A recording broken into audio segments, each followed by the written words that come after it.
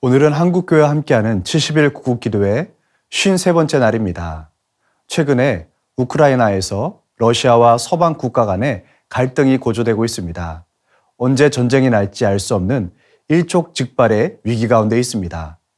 우크라이나뿐만 아니라 대만 역시 미국과 중국의 갈등으로 인하여 전쟁의 위협 앞에 있습니다. 우리나라 역시 북한의 계속된 미사일 도발로 인해 국가의 안보가 매우 위협받고 있습니다. 이처럼 국가 간의 물리적 충돌뿐만 아니라 무역을 통한 전쟁 역시 매우 심각한 상황입니다. 미국과 중국의 무역 전쟁으로 인해서 세계 경제는 매우 혼란스러운 상황에 있습니다. 여기에 코로나라는 질병까지 더해지면서 세계는 점차 두려움과 혼란의 시대에 접어들고 있습니다. 이러한 시대에 우리나라는 새로운 리더를 선출하는 대통령 선거를 앞두고 있습니다.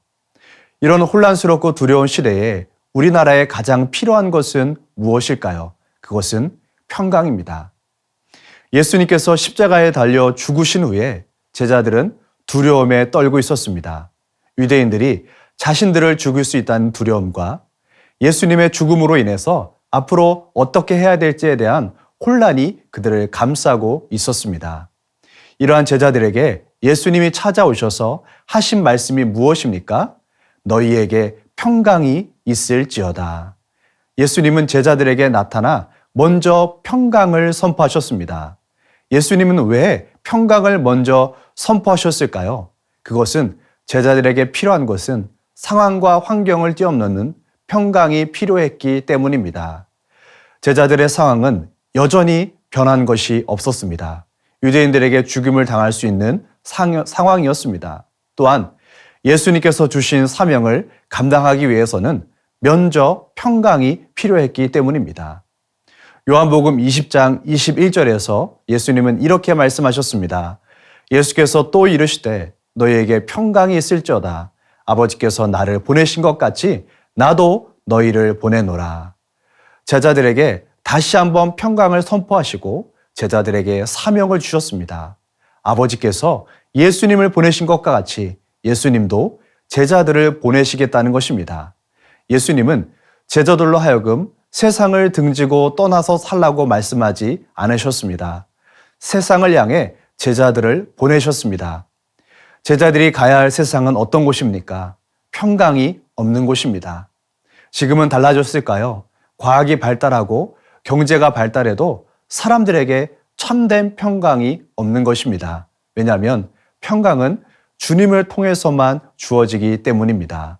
두려움과 혼란이 가득한 이 시대에 필요한 것은 바로 주님이 주시는 평강입니다. 예수님은 제자들을 보내시면서 이렇게 말씀하셨습니다. 성령을 받으라.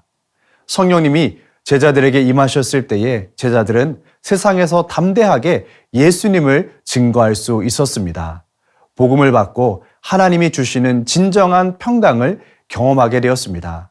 복음이 우리를 통해서 선포되므로 우리나라 가운데 하나님의 평강이 임하게 되기를 축원합니다. 세상에는 전쟁의 소식들이 계속되고 있습니다. 사람들은 평강을 잃어버리고 두려움과 혼란 가운데 살아가고 있습니다.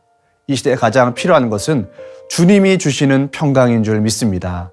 주님께서 우리로 복음 전하는 자로 부르신 줄 믿습니다.